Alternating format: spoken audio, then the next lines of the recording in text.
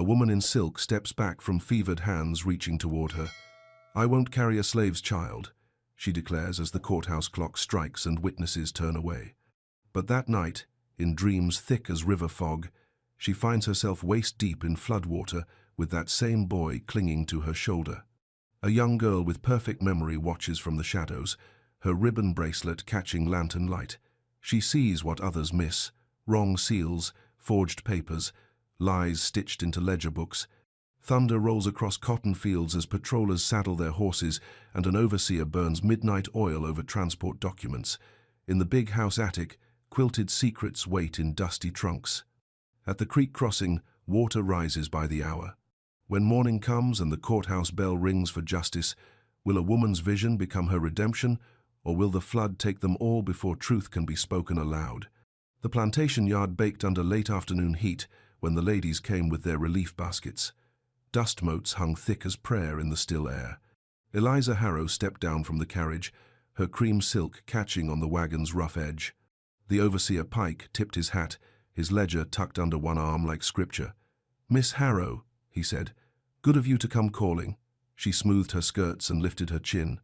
Pike's smile never touched his eyes, she'd noticed that before. Behind him, Thomas Avery emerged from the big house, wiping sweat with a kerchief. Her intended looked thinner than last week. The debts were eating at him. The enslaved women gathered by the kitchen steps with their children. Aunt Scylla, the midwife, moved among them with herb pouches tied at her waist. The scent of feverfew and willow bark drifted on the heavy air. A young mother stepped forward, holding a toddler against her chest. Ruth Eliza remembered the name. The child's face blazed with fever, tiny fists curled tight. "Miss Eliza," Ruth said, voice steady but soft. "Little Jonah's burning up. Aunt Scylla says he needs cooling. Would you hold him while I fetch the basin?" The other ladies murmured approval. Charity was expected. Eliza reached out her gloved hands, then stopped. The boy's dark skin glistened with sweat. His breath came short and quick. Something inside her recoiled. Not from the fever, from what holding him would mean, from what it would look like, from the weight of expectation in every watching eye. "I won't carry a slave's child," she said.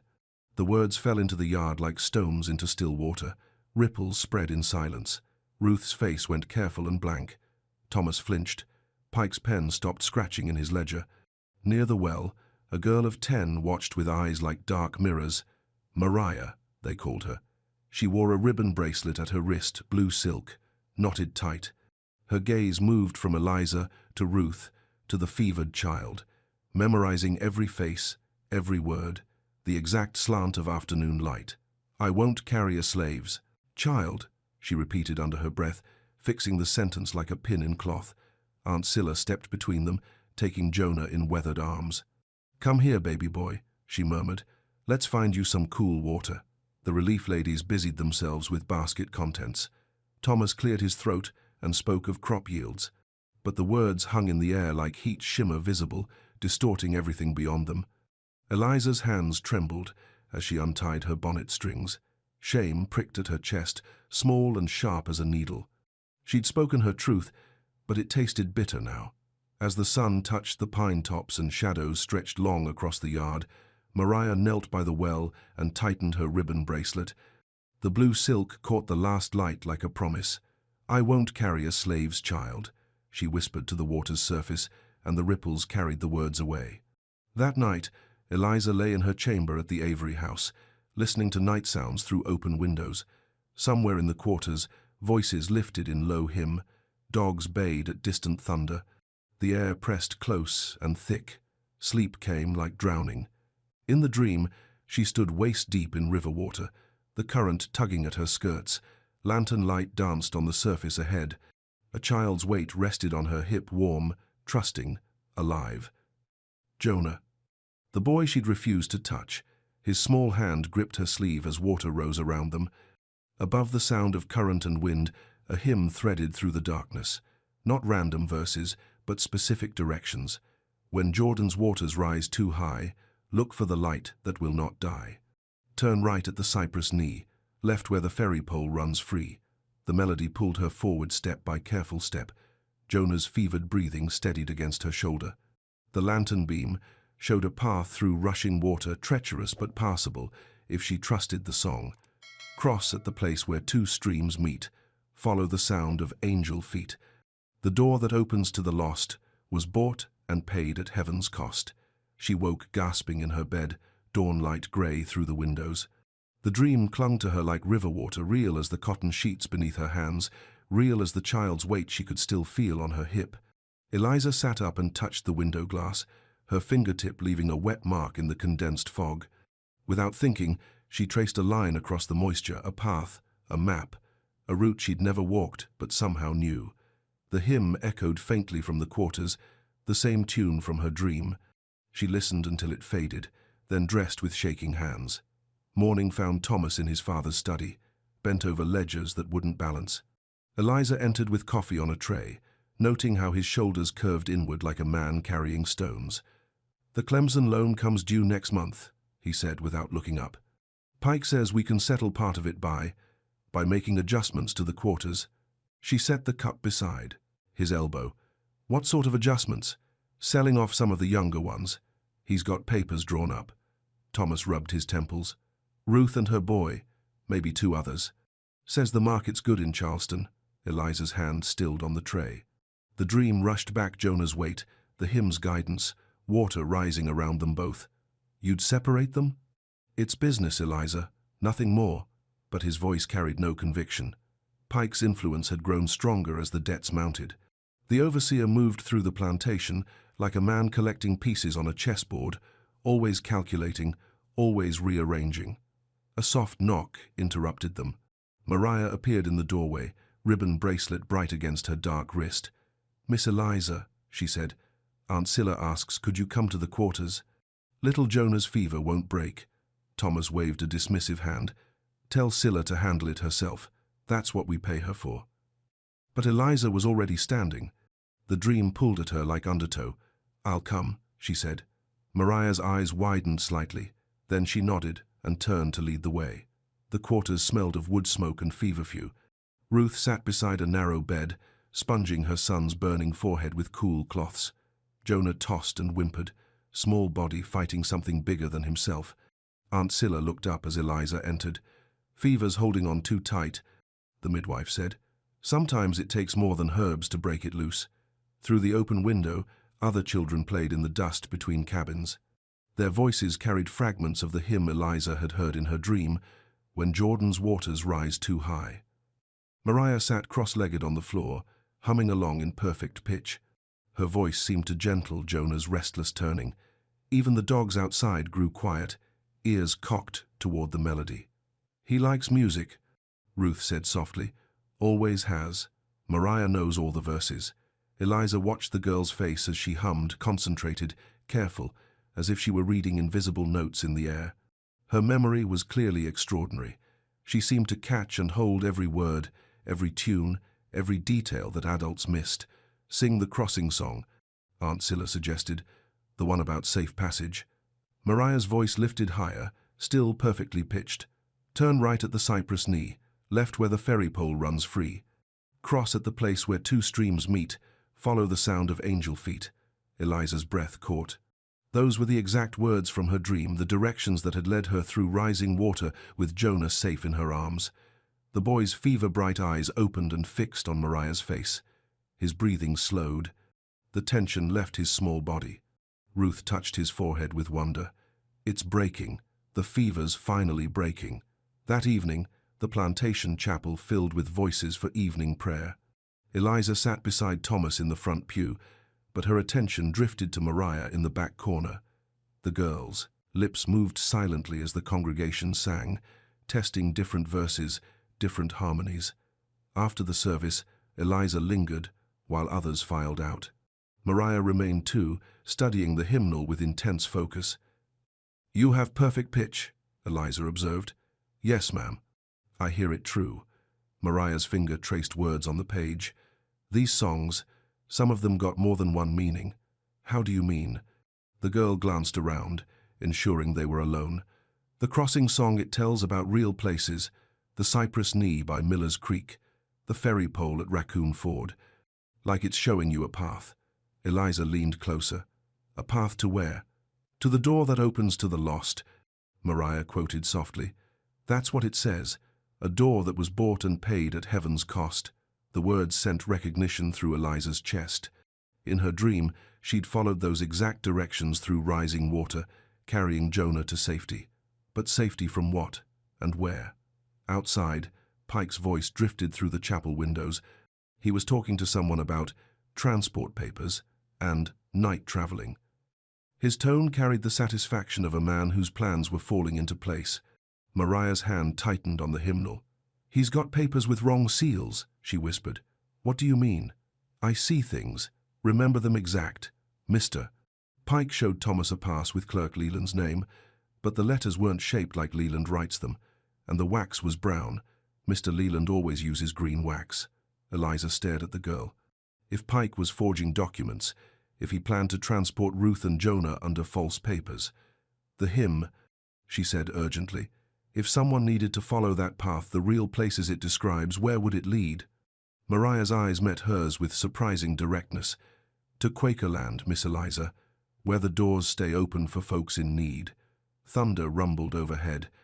Through the chapel windows, lantern light flickered in the big house.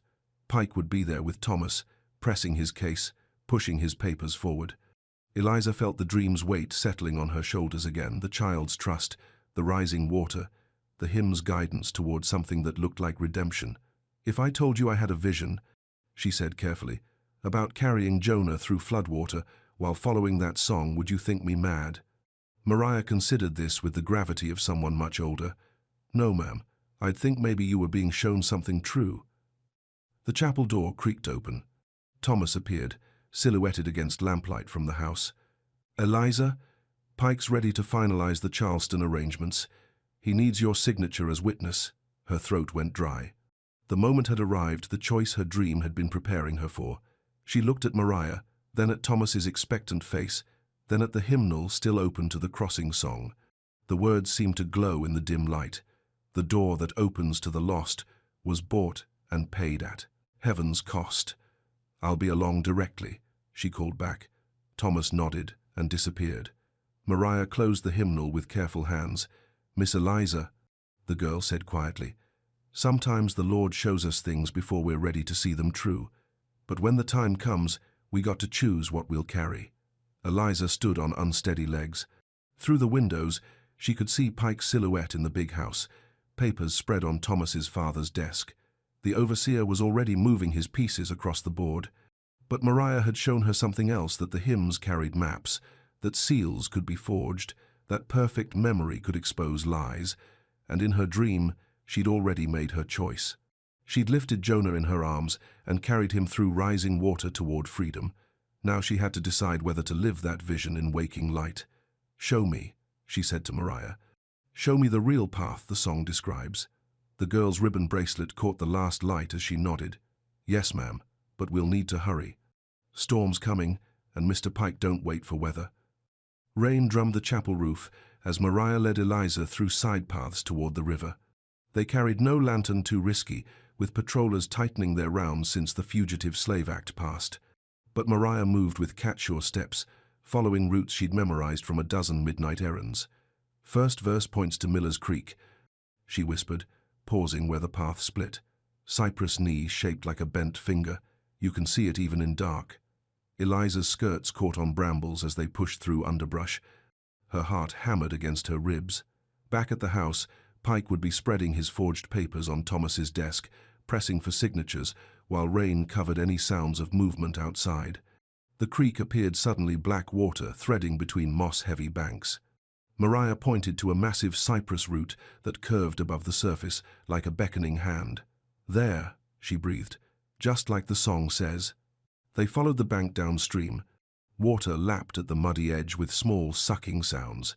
In the distance, hounds bayed. Someone else was moving through the night. "Raccoon Ford's just ahead," Mariah said, "where the ferry pole runs free. But listen."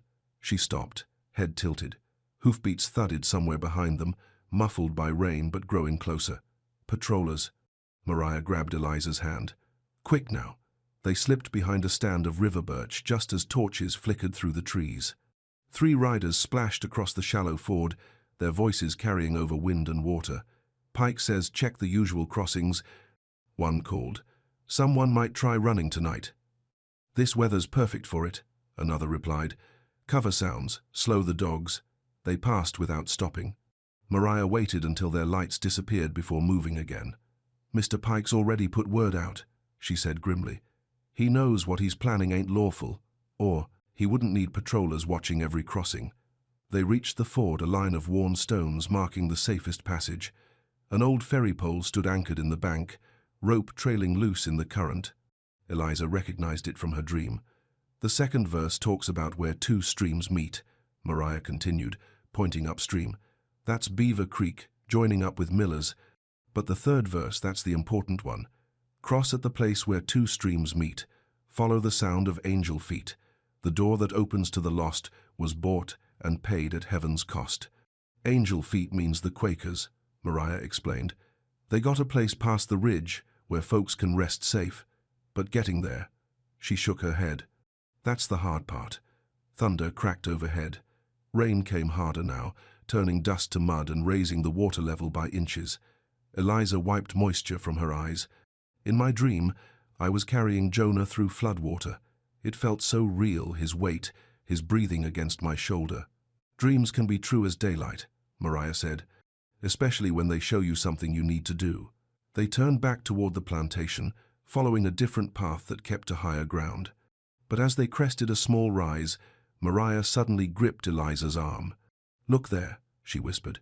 Below them, lamplight moved through the quarters. Pike's voice carried clearly through the rain. "Get them ready for travel. We leave before dawn." Ruth's cabin door stood open.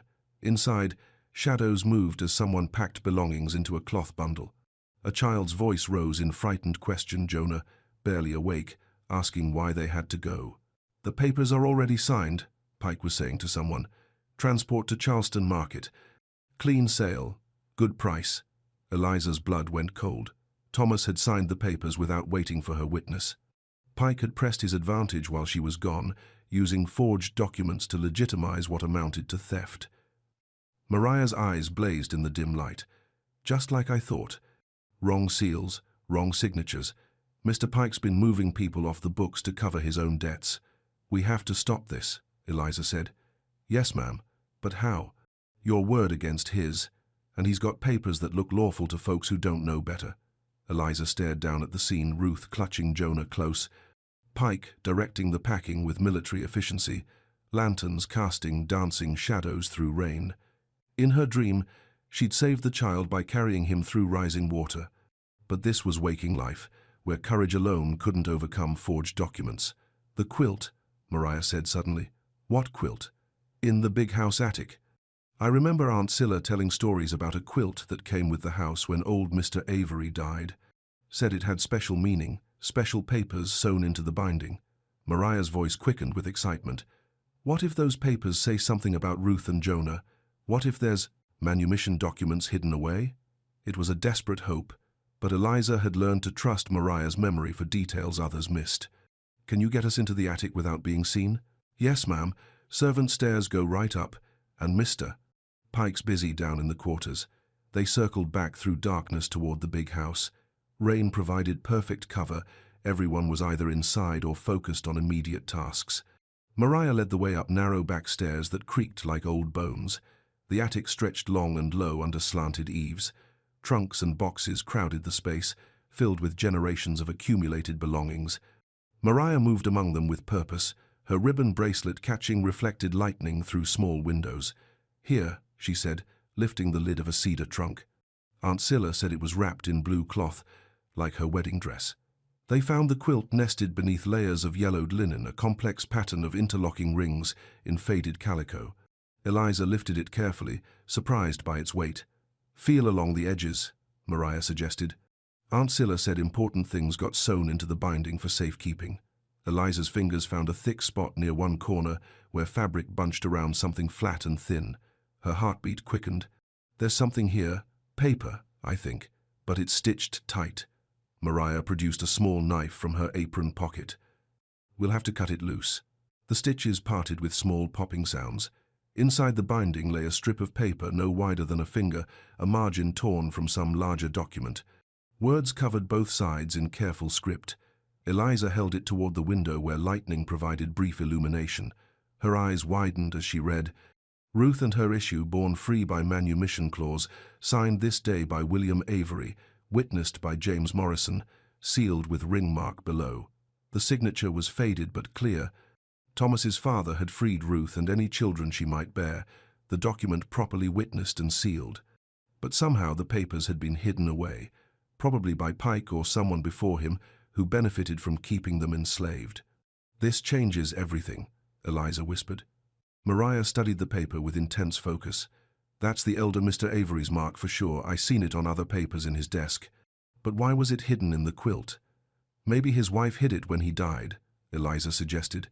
"Maybe she knew Pike would destroy it if he found it." Thunder boomed overhead. Through the small windows, they could see torches moving toward the big house. Pike was coming inside, probably to collect more papers or report to Thomas about the night's arrangements.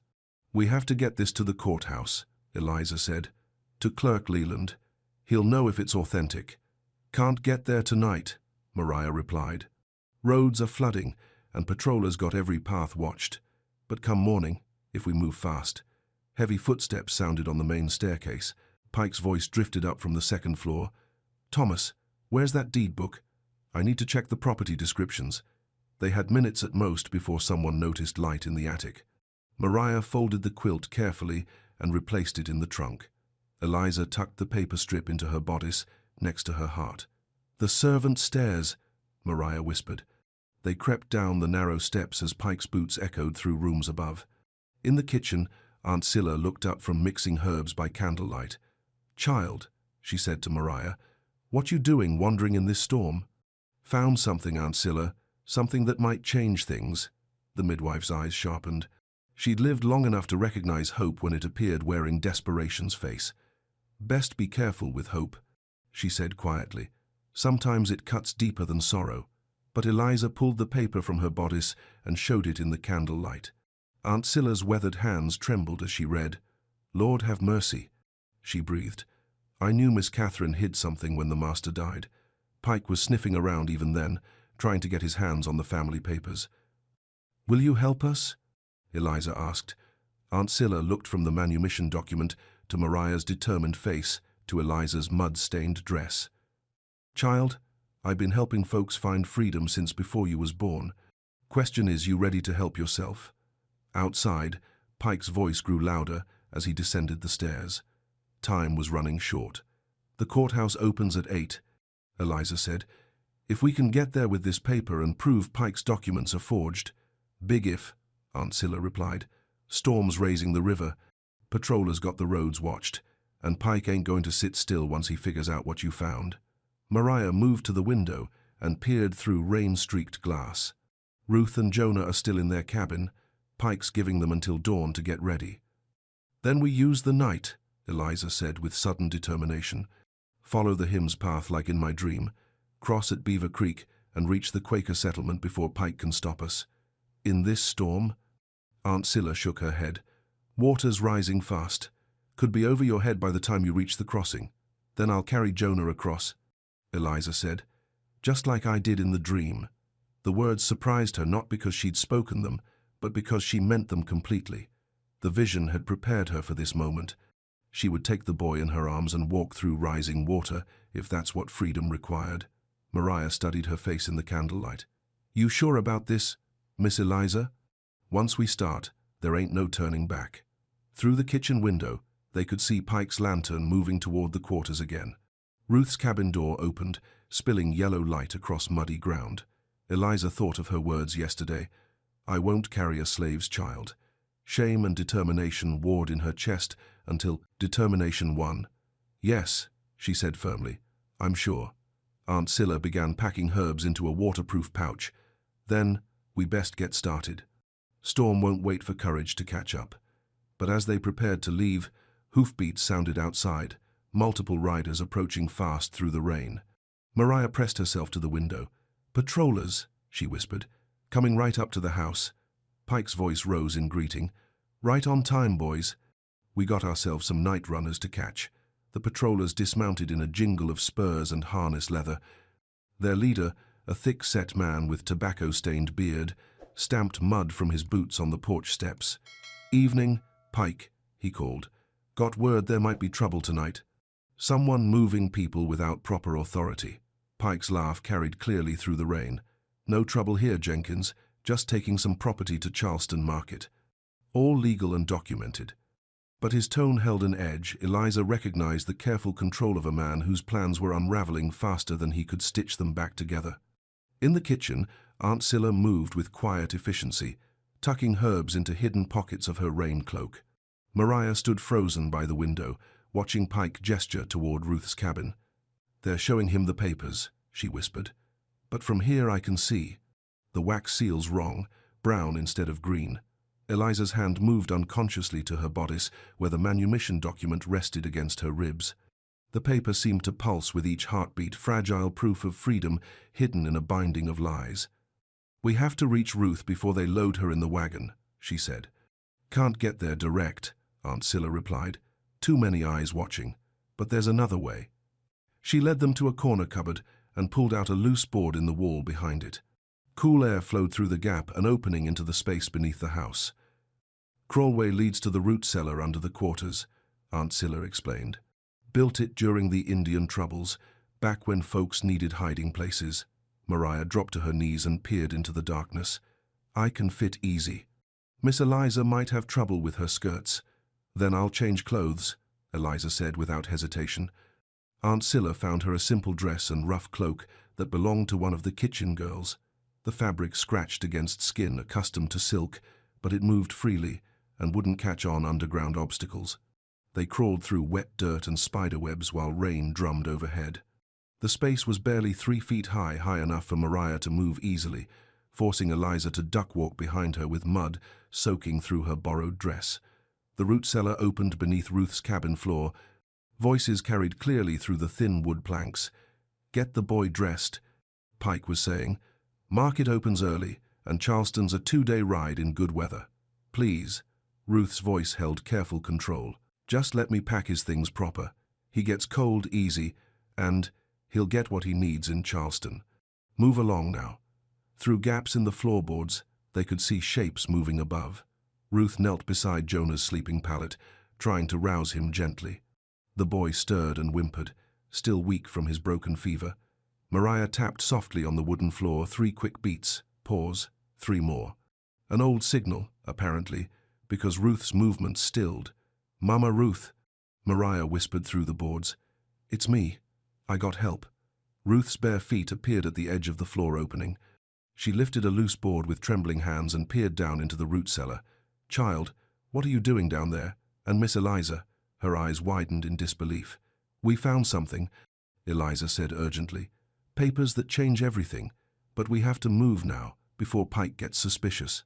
She pulled the manumission document from her bodice and held it up where Ruth could see. Even in the dim light, the writing was clear enough to read. Ruth's hand flew to her mouth. That's from when Mr. William was alive. He told me I was free, but when he died, Pike said there wasn't no papers." "Pike lied," Mariah said flatly. "Been lying about lots of things, but this here's proof." Above them, boots thumped across the cabin floor. Pike's voice grew impatient. "What's taking so long? Get the boy, and let's go." Ruth looked down at them with wild hope and terror warring in her face. "But how do we get to the courthouse?" "Patrollers got the roads watched, and this storm, the hymn," Eliza said. "The crossing song. Mariah knows the way to Quakerland. We follow the verses like a map. In flood water, with a sick child?" "I'll carry him," Eliza said. "I've seen it in a dream. I know it's possible." Ruth stared at her for a long moment. Then she nodded and reached for Jonah, lifting him as gently as she could manage. "Come on, baby," she whispered. "We're going on a journey." The boy was barely conscious, still weak from fever. Ruth wrapped him in a thin blanket and lowered him carefully through the floor opening into Mariah's waiting arms. "I'll take him first," Mariah said. "Miss Eliza, you help Mama Ruth down." They moved through the crawlway like refugees from a flood, Ruth clutching a small bundle of belongings, Eliza leading the way by feel. Mariah carrying Jonah with infinite care. Behind them, Pike's voice grew louder as he discovered the empty cabin. Where did they go? Jenkins, get your men searching. They can't have gone far. They emerged from the root cellar into Aunt Scylla's herb garden.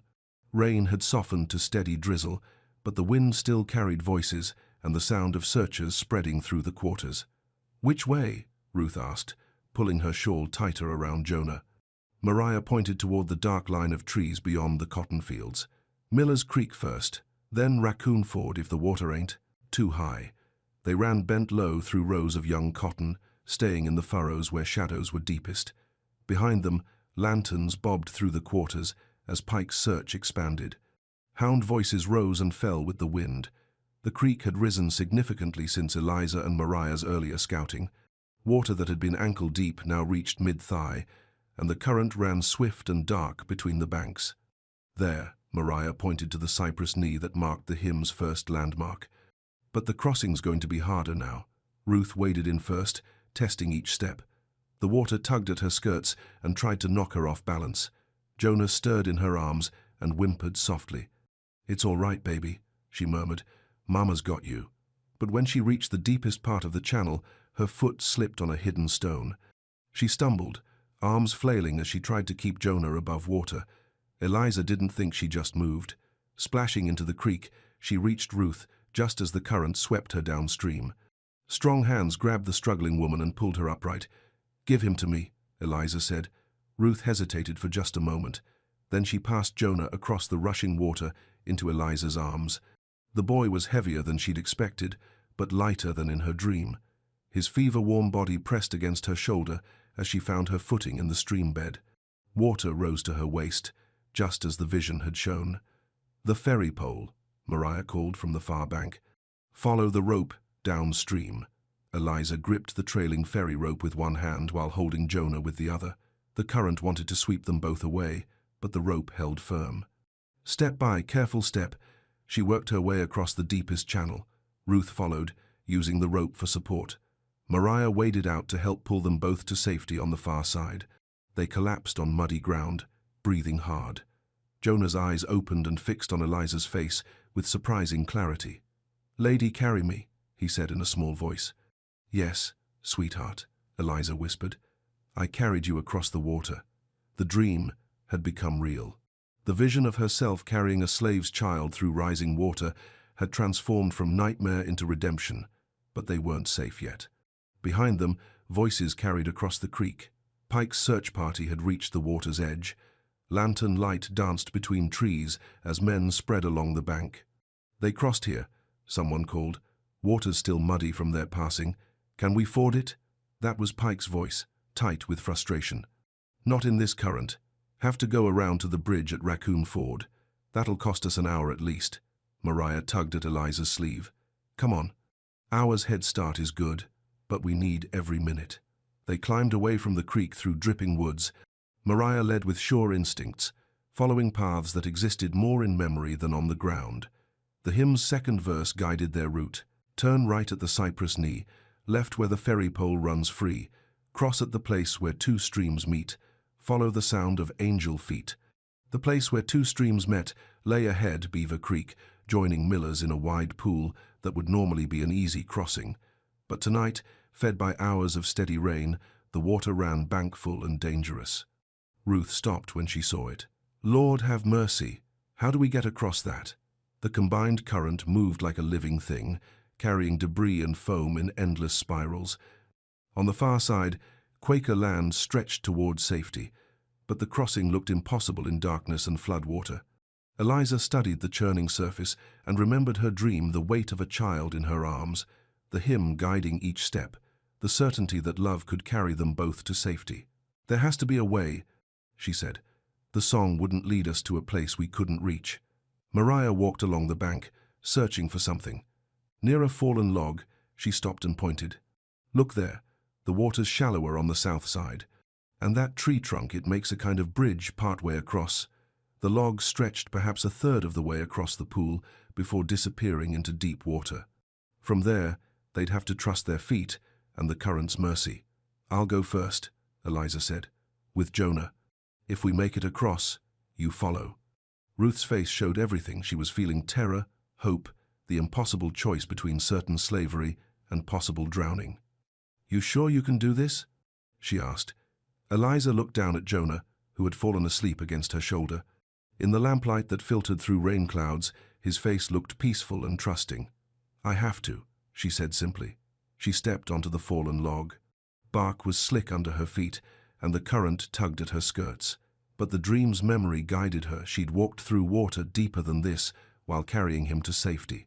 Halfway across the log, she could feel it shifting under their combined weight.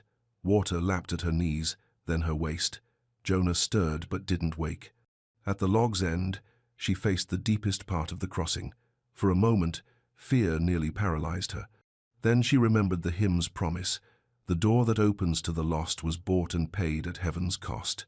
She stepped off the log into water that rose to her chest. The current was strong but not impossible. One step, then another, following the shallow route that Mariah's sharp eyes had spotted. When her feet found solid ground on the far bank, she nearly sobbed with relief. Jonah was still dry, still sleeping, still safe in her arms. "Come on," she called across the water. "There's a path through the shallows." Ruth and Mariah followed her route, helping each other when the current grew strong. They reached the far side, soaked but intact, and stood dripping in Quaker territory while dawn began to lighten the eastern sky. "How far to the courthouse?" Ruth asked. 2 miles, Mariah replied, "but the road runs open most of the way. If Pike gets around the creek fast enough." She didn't need to finish. They could outrun him to the courthouse, but barely. And if Clerk Leland wasn't there to verify the manumission papers, Pike's forged documents might carry the day. Eliza shifted Jonah's weight and started toward the road.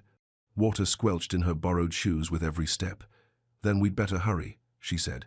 Behind them, lantern light flickered through trees on the far side of Beaver Creek. Pike had found a way around, after all, and he was closing fast. But ahead, morning light touched the courthouse bell tower, where justice waited, with scales that could finally be balanced. The courthouse bell was chiming 8 when they stumbled up the front steps. Jonah rode on Eliza's hip now, fully awake and clinging to her mud-stained cloak. Ruth and Mariah flanked them like guards, scanning the square for signs of Pike's pursuit. Clerk Leland's assistant was just unlocking the front door when they arrived. He looked them up and down, 3 women and a child, all soaked from their night journey with obvious confusion. "Office doesn't open for business until 9, he said. "This can't wait," Eliza replied, pulling the manumission document from her bodice. The paper had stayed dry against her heart through the creek crossing. "We need Clerk Leland to verify these documents immediately." The assistant's eyebrows rose as he recognized her despite the borrowed dress. "Miss Harrow? What in heaven's name?" "Where's Leland?" she interrupted. "Home with fever. Been sick since yesterday." The young man fumbled with his keys. "But I can help with simple matters." "This ain't simple," Mariah said firmly. "This is about forged papers and fraud and folks trying to steal what don't belong to them." Hoofbeats echoed across the square. Through morning mist, 3 riders approached at a gallop, Pike and 2 patrollers, their horses lathered from hard travel.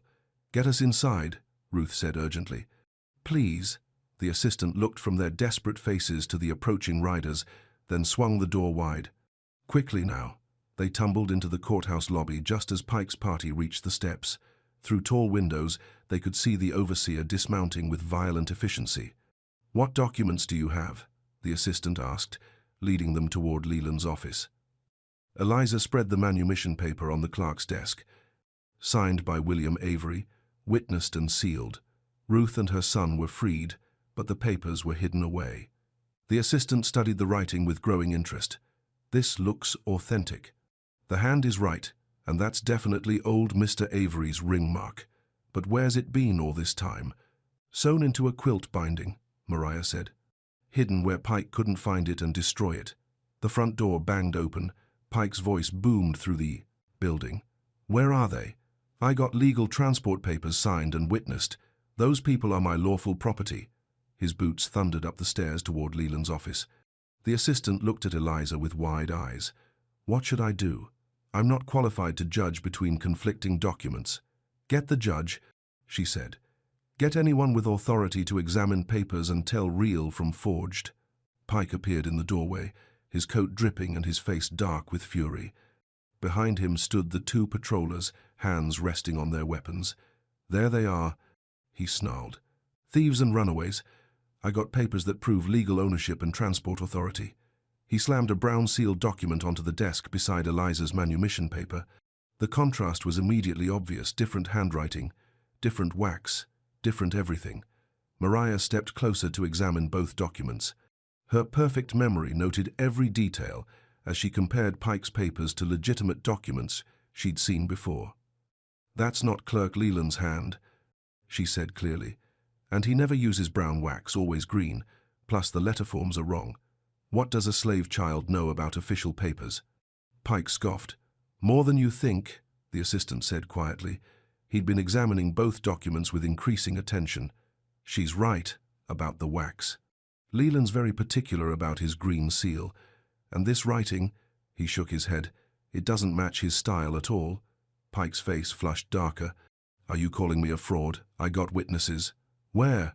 Eliza interrupted. "Name your witnesses." He faltered for a moment. "Well, the signatures are. It's all legal and proper." But his bluster couldn't hide what was becoming obvious to everyone in the room. The papers were clumsy forgeries, and Mariah's sharp memory had exposed the deception. The assistant stood up with sudden authority. "I'm calling Judge Morrison. He lives just around the square, and this matter needs proper adjudication." "Now, wait just a minute," Pike began, but running feet on the stairs interrupted him. Thomas Avery burst into the office, breathing hard and wild-eyed. Behind him came Aunt Scylla, moving with determined purpose. "Pike," Thomas gasped, "what have you done? I found the real ledgers in your room, the ones that show the double debt scheme." He thrust a leather-bound book at the assistant. "Look at these entries. He's been selling people off books to cover his own gambling debts, then forging papers to make it look legal." Pike's face went white. The patrollers stepped back, suddenly uncertain about whose side they were supposed to be on. "Thomas," he said carefully, "you don't understand the complexities of plantation finance." "I understand fraud," Thomas snapped, "and I understand why my father hid those manumission papers from you." Aunt Scylla moved to Ruth's side and gently took Jonah from Eliza's tired arms. "Child's been through enough," she murmured. "Let him rest while the law sorts this out." Judge Morrison arrived within minutes, summoned from his breakfast by the assistant's urgent message.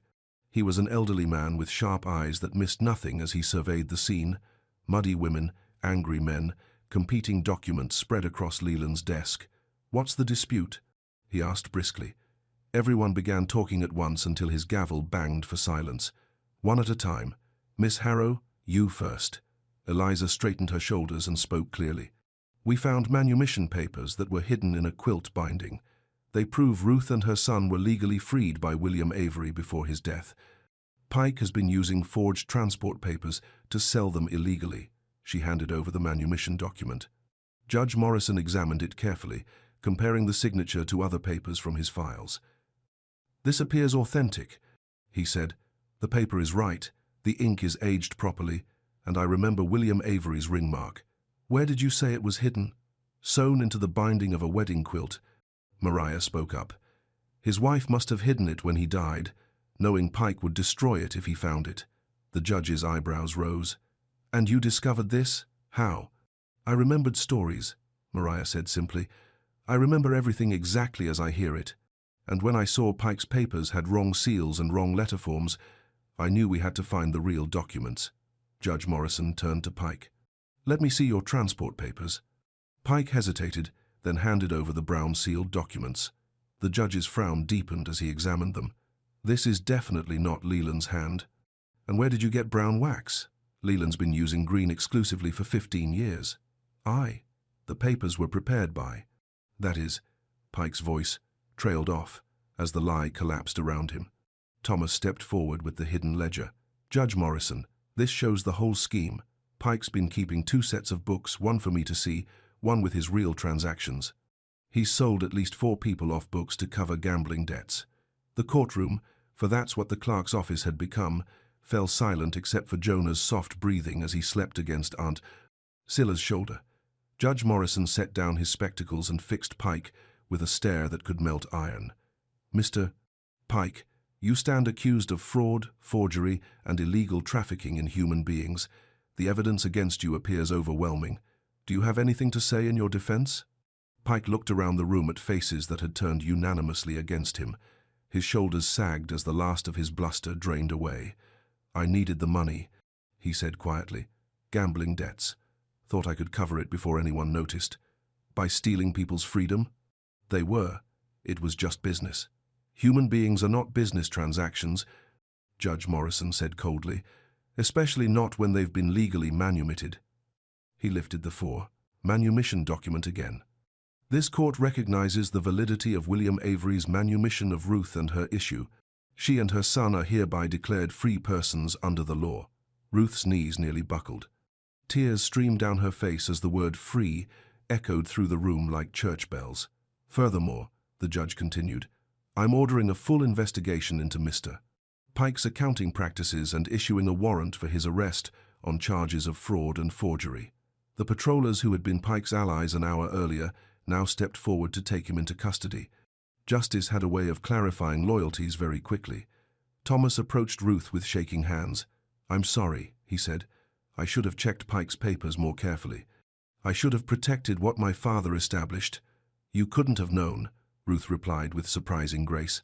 "But now you do. And now things can be made right." The assistant clerk prepared official copies of the manumission documents, pressing them with Leland's proper green wax seal.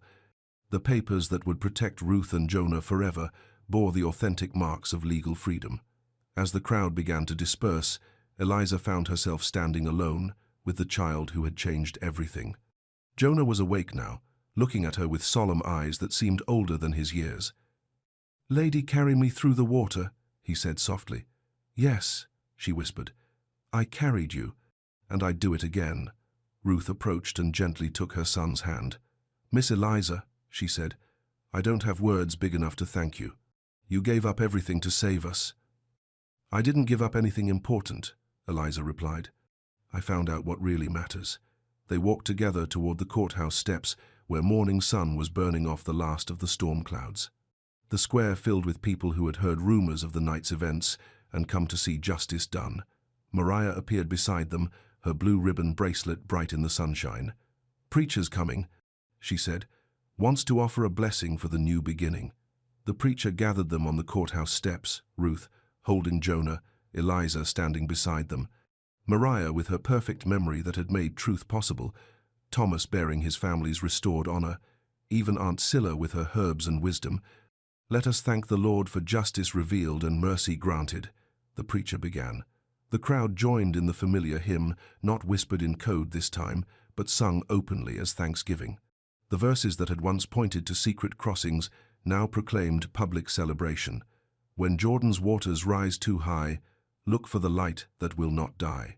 The door that opens to the lost was bought and paid at heaven's cost." As the hymn swelled around them, Eliza looked down at the documents in Ruth's hands, green wax seals bright as hope, signatures clear as truth, freedom spelled out in words that could never be taken away. The manumission, papers rustled gently in the morning breeze. Jonah slept against his mother's shoulder, while Mariah tied her blue ribbon to the edge of the old quilt they'd brought as evidence. The ribbon fluttered like a promise in the wind, and in the settling quiet after the last notes faded, you could hear the sound of a world being remade by courage, one carried child at a time. The porch light burned low at the chapel that evening as they shared their first meal as free people. Ruth and Jonah sat at the same table as Eliza and Thomas, while Mariah helped Aunt Scylla serve cornbread and soup that tasted like celebration. Tomorrow they would begin the journey to Quakerland, following the hymn's directions to a place where freedom was protected by law and conscience both. But tonight they rested, under stars that seemed brighter than before, listening to night sounds that carried peace instead of fear. Eliza held Jonah on her lap while he finished his bread, his small hand resting trustfully on her arm. The child she had once refused to touch now slept safely in the shelter of her protection. Outside, the sound of wagon wheels on the road meant other travelers beginning their own journeys toward justice, carrying their own precious cargo through darkness toward dawn. Freedom once found spreads like light through water, touching everything it reaches.